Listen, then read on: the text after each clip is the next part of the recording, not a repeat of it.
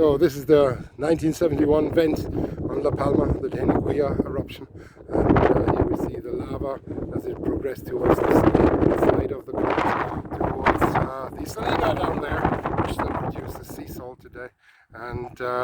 let me zoom in a little bit so you get a better feeling for the vents. It was a multi-vent eruption along a fissure, very similar to the 2020 eruption, only that we have here at the southern tip of the